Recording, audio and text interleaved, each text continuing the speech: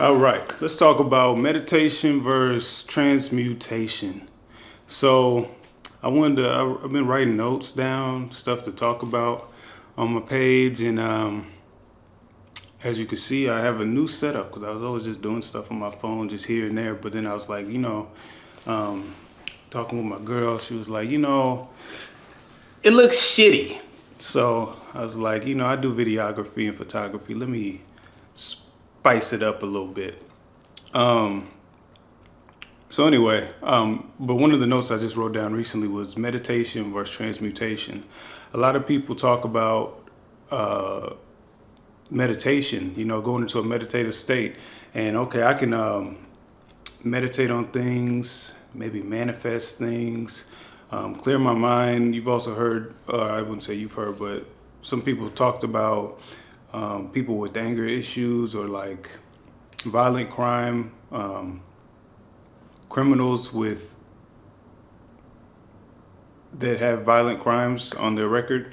Those people taking on meditation and learning how to meditate, that's helped them a lot. Like it transforms their brain even just to get through certain issues. But piggybacking off of that, what about transmutation? So transmutation, what I talk about, one of the things that I was talking about recently was people can send energy your way and you might take on that energy. So for example, let's say they're saying,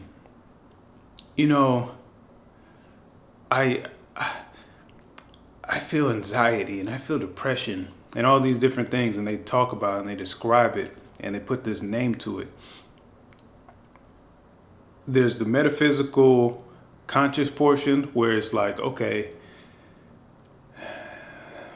there's these things that are going on. But then there's also names spiritually for that, where people might say these are demons. It's a demon of anxiety, the demon of depression, the demon of bipolarism, or not saying, I'm not saying I'm a medical doctor, so some people say like bipolar has to do with chemical imbalances, but I'm saying they'll put these other names and say that there's a spirit, there's an entity that's making you that way. But with transmutation and meditation, it's like, if there isn't an entity making you feel that way, maybe it's really just yourself manifesting that thing. So for example, if I walk up and I say, I'm hungry today, you might have been hungry, but you didn't notice it. Your body never really triggered hunger. And then now you start thinking, I'm hungry too. Now I've introduced the spirit or the entity or the demon of hunger to you. Obviously, we all have our physical things, but I'm saying the conscious knowing of I'm hungry. You might be hungry, but you just don't notice. You get what I'm saying? So just the same with like any of those other feelings. So somebody might come up and say, you're a piece of shit. And you could take on that attribute and you start, I'm a piece of shit, aren't I? But with meditation, if you can get into a meditative state, you might have to go through certain rituals and be like, I gotta have my place cleansed.